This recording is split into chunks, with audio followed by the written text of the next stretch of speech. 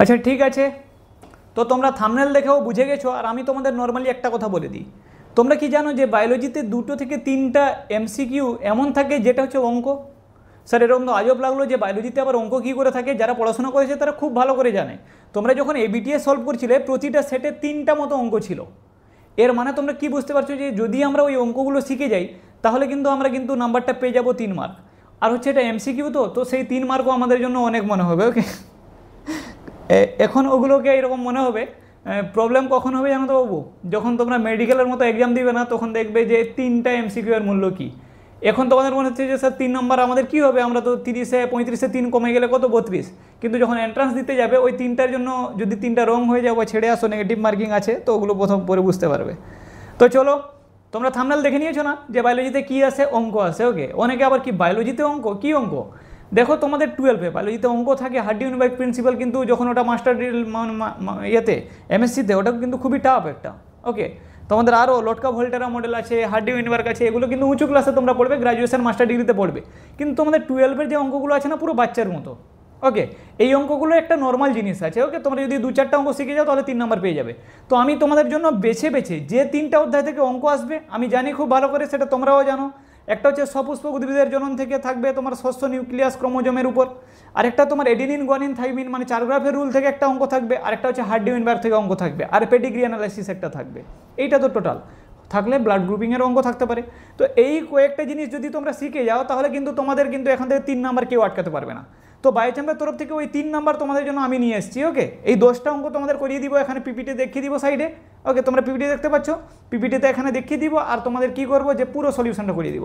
ঠিক আছে, ভালো থেকো, বেস্ট অফ লাক। চলো শুরু করি। তো শুরু করার আগে আমি একটা কথা বলে দিই, তোমরা আবার বলবে স্যার একটু বেশি বকছেন কেন। দেখো, তোমরা যারা চাও এইচএস সেমিস্টার 3-তে খুব ভালো রেজাল্ট করতে, বায়োলজিতে 35/35 কমন পেতে, তার জন্য বায়োচেম্পের সাজেশন পুরো এনাফ আছে। তোমরা যারা বায়োচেম্পের সাজেশন নিয়েছো বায়োলজির তারা খুব ভালো করে জানো, আর যারা পারচেস করোনি তারাও মোটামুটি ইউটিউবে দেখে নিবে যে বায়োচেম্পের সাজেশনের ভ্যালুটা কি, পরীক্ষার পরে কিন্তু ওগুলো আলোচনা হবে। ওকে চলো, এখানে তোমাদের কিন্তু নাম্বার দেওয়া আছে, তোমরা যদি ডেমো দেখতে চাই তাহলে তো ইউটিউবে তোমাদের ডেসক্রিপশন লিঙ্ক দিয়ে দিব, ডেমো ওখানে দেখবে, পিডিএফ ভালো লাগলে পারচেস করবে, নাহলে স্ক্রিনশট করে নিজে পড়ে যাবে, সময় হাতে কম আছে। বায়োলজির জন্য কিন্তু অনেক সময় আছে, 15-20 দিন বাকি আছে এখনও। চলো শুরু করি। তো প্রথম যে প্রশ্নটা আছে তোমরা দেখো, কোনো উদ্ভিদের মূলাগ্রে ক্রোমোজোম সংখ্যা যদি 108 হয় তাহলে এলিউরন কোষের ক্রোমোজোম সংখ্যা কত। তো প্রথম আমাদের দুটো জিনিস জানা দরকার, যে মূলাগ্রে ক্রোমোজোম সংখ্যার ওটা ডিপ্লয়েড না হ্যাপ্লয়েড না ট্রিপ্লয়েড, আর হচ্ছে আমার এলিউরেন কোষ ওটা ডিপ্লয়েড না ট্রিপ্লয়েড না হ্যাপ্লয়েড। তো যেটা মূলাগ্র আছে ওটা ডিপ্লয়েড, আর এলিউরেন কোষ আছে ওটা হচ্ছে ট্রিপ্লয়েড। এই দুটো মাথায় থাকবে, মানে একটা 2n একটা 3n। তাহলে এখানে তোমরা সলিউশনটা দেখো, তাহলে 2n এর মান কত দিয়েছে বাবু, 2n দিয়েছে 108, তাহলে n কত হবে 54 হবে। আর আমার যে এলিউরেন কোষ নির্ণয় করতে বলেছে সেটা কিন্তু 3n, তাহলে 3 ইন্টু কত, 3 ইন্টু 54 মানে 162। কোন অপশানটা, অপশান বি। হয়ে গেল অঙ্কটা, কোনো অসুবিধা।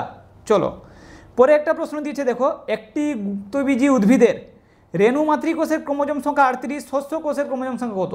তো রেণু মাতৃকোষ 2n হয়, শস্য নিউক্লিয়াস 3n হয়, মানে একটা ডিপ্লয়েড একটা ট্রিপ্লয়েড। তাহলে চলো শুরু করি। 2n সমান 38 হলে n সমান কত হবে 19 হবে, তাহলে 3n সমান কত হবে 19 ইন্টু 3 57। তাহলে এখানে অপশান কোনটা হচ্ছে, অপশান সি। ক্লিয়ার, এটা হচ্ছে WBCHEC 17তে এসেছিল। চলো পরে দেখো প্রশ্ন, সেম প্রশ্ন দিয়েছে, কোনো গুপ্তবীজী উদ্ভিদের রেণু মাতৃকোষের ক্রোমোজোম সংখ্যা 24, শস্য কোষের ক্রোমোজোম সংখ্যা কত হবে। তাহলে 2n সমান কত আছে 24, তাহলে n সমান কত হবে 12, আর শস্য কত হয় 3n, 3 ইন্টু 12 মানে 36। অপশান হচ্ছে ডি। ক্লিয়ার। আরে বাবা বাচ্চার প্রশ্ন এগুলো।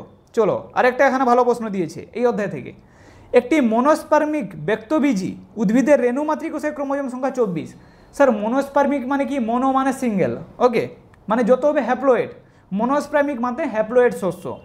তাহলে শস্য কোষের ক্রোমোজোম সংখ্যা কত হবে, তা চলো একে অর্ধক করে দিই।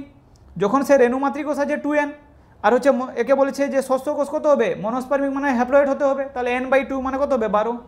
তাহলে এইখান থেকে অঙ্ক আসলে তোমরা পারবে, এটা করবে। প্লাস তোমরা যখন সাজেশন নিবে আমি কিন্তু এবিটি এর সলিউশন দিয়ে দিব, এবিটি এর যে অঙ্কগুলো তোমাদের ওগুলোও করে দেওয়া হয়েছে, তো কোনো অসুবিধা হবে না আশা করি। ওকে চলো এবার আমরা চলে যাই যে বংশগতির আণবিক ভিত্তি বলে চ্যাপ্টারটা ছিল, ওখান থেকে অঙ্কটা দেখো। একটি ডিএনএ অণুতে সাইটোসিনের পরিমাণ 18% হলে এডিনিন কত পার্সেন্ট হবে।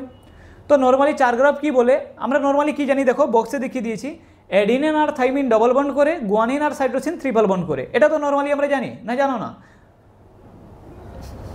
জানো না, আরে এগুলো সবাই জানে, এডিনিন আর থাইমিন ডবল বন্ড করে, আর গুয়ানিন আর সাইটোসিন ট্রিপল বন্ড করে। মানে এডিনিন যেটা থাকবে থাইমিন তোটা থাকবে, গুয়ানিন যেটা থাকবে সাইটোসিন তত থাকবে। তাহলে 4 গ্রাফের সূত্র কি বলে, A + T = G + C, ওখানে লেখা আছে। তো যদি সাইটোসিন 18% হয় তাহলে গুয়ানিন কত হবে 18%, মোট কত হলে 36%। এবার এডিনিন প্লাস থাইমিন সমান কি গুয়ানিন প্লাস সাইটোসিন। তো এডিনিন প্লাস থাইমিন কত হবে, যে 36 বাদ দিয়ে দিতে হবে 100 থেকে, মানে কত হবে 64%।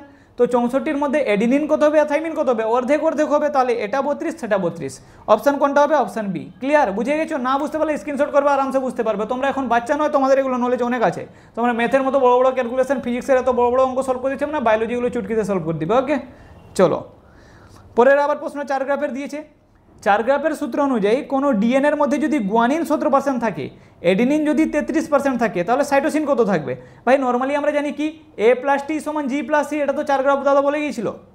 তো এডিনিন যদি 33% হয় আমরা জানি, তাহলে A যদি 33 হয় টিও হবে 33, নর্মাল তো এটা।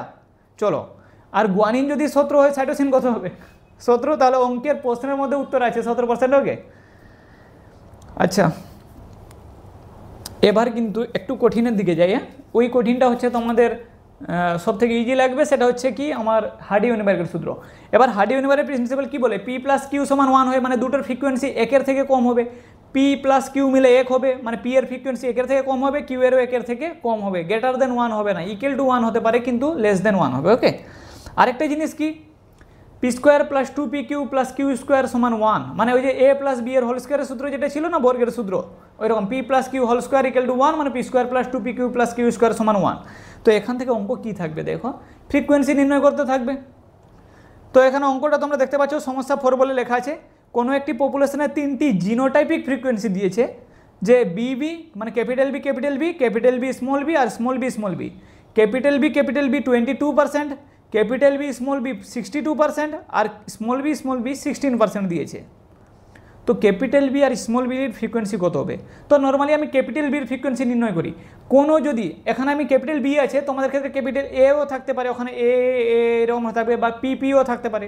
তো নর্মালি দেখো, কোনো একটা জিনের ফ্রিকোয়েন্সি নির্ণয় করার সূত্র যদি সেটা হেটারোজাইগাট হয় বা সেটা যদি হোমোজাইগাট হয়, তাহলে দেখো হোমোজাইগাট আর হেটারোজাইগাট মানে বুঝো, একটা প্রকট আর একটা প্রচ্ছন্ন থাকে। তাহলে এটা প্রকট জিন আছে ক্যাপিটাল বি, এত কথা মাথায় ঢুকছে না? নর্মালি একটা কথা মাথায় রাখো, যদি বি এর ক্যাপিটালের দেওয়া থাকে ক্যাপিটাল ফ্রিকোয়েন্সি, তার সূত্র হচ্ছে capital B plus half of capital B small B, মানে টোটালটা ওটা প্লাস হচ্ছে হাফ অফ হেটারোজাইগট। তাহলে এখানে ক্যাপিটাল বি কত আছে 22%, আর ক্যাপিটাল বি স্মল বি 62, তাহলে হাফ ইন্টু 62, তাহলে এখান থেকে 53% বেরিয়ে গেল। এটা হচ্ছে ক্যাপিটাল বির ফ্রিকোয়েন্সি। আর স্মল বির ফ্রিকোয়েন্সি কী হবে, স্মল বি এর ফ্রিকোয়েন্সি হবে small B plus half of capital B small B, এর হচ্ছে 47%। আরামসে করতে পারবে, এটাই থেকে কিন্তু অঙ্ক থেকে যাবে। আমি যতবার দেখেছি এখান থেকে অঙ্ক থেকেছি। ওকে, এবিটিএতে। এবার এবিটিএর একটা প্রশ্ন তুলে দিয়েছি তোমাদের, দেখো কোনো একটা পপুলেশনে 1000 জন সদস্যর মধ্যে 360 জনের ক্যাপিটাল এ জিনোটাইপ, 480 জনের হেটারোজাইগাট যেটা ক্যাপিটাল এ স্মল এ, আর 160 জনের হচ্ছে স্মল এ। তাহলে তোমাদের ক্যাপিটাল এর ফ্রিকোয়েন্সি কত? ভাই নর্মালি সূত্র আমরা বের করবো।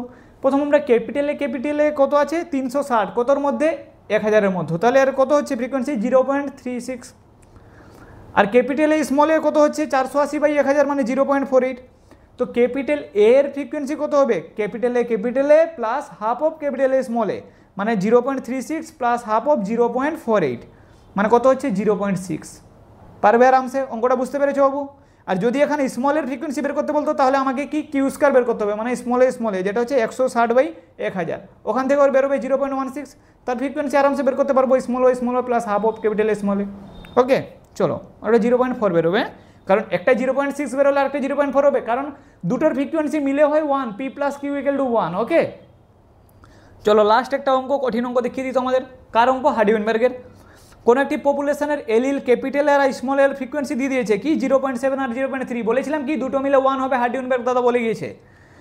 ওই পপুলেশনে যদি 1000 জন সদস্য থাকে, তাহলে হোমোজাইগাস প্রকট, মানে হোমোজাইগাস কোনটা, যে আমার কোনটা হচ্ছে ক্যাপিটাল এ প্রকট, পছন্দ বললে স্মল এ হতো, তার সদস্য কত হবে? তো দেখো এখানে পির মান দিয়েছে 0.7, তাহলে P² এর মান কত হবে 0.49, কারণ ক্যাপিটাল এ বলেছে মানে আমার P² লাগবে, ক্যাপিটাল এর কাজটা লাগবে। তাহলে এ জিনোটাইপ যুক্ত সদস্য যে আছে কত হবে, এটা একটু মিস্টেক হয়েছে বাবা, এটা 1000 হবে। ওকে, 1000 ইন্টু 49/100। এবার হচ্ছে মোট হচ্ছে 490 জন। তো এই ছিল তোমাদের টোটাল কোটা 10টা। এই যে 10টা তোমাদের অঙ্ক করালাম, এখান থেকে কিন্তু তোমরা 3টা পেয়ে যাবে। যে স্যার সত্যি কি 3টা পেয়ে যাবো? দেখো ওখানে এডিনের জায়গায় থাইমিন দেওয়া থাকবে, এখানে 400-র জায়গায় ওটা 500 দেওয়া থাকবে, ওগুলোকে নিয়ে মাথা ঘামালে তো কোনো লাভ নেই, কিন্তু এই টাইপের প্রশ্ন চলে আসবে। ঠিক আছে, 3 নাম্বার তোমাদের হাতের মুঠে দিয়ে দিলাম। এবার তোমরা এখনও যারা এইচএস সাজেশন 2025 বায়োলজির পারচেস করোনি বায়োচ্যাম্পের, বা তোমরা যদি কালেক্টও করোনি, তো তোমাদের আমি বলে দিই পিডিএফটা এখনও সময় আছে, পারচেস করে পড়ে যাও। 35-এ 35 বায়োচ্যাম্পের গ্যারেন্টি আছে। ওকে, এবিটিএ প্লাস হচ্ছে বায়োচ্যাম্পের সাজেশন দুটো তোমাদের একসাথে দিয়ে দিব। পিডিএফের প্রাইস মাত্র 80 টাকা। ওকে, ঠিক আছে, ভালো থেকো, বেস্ট অফ লাক। চলো।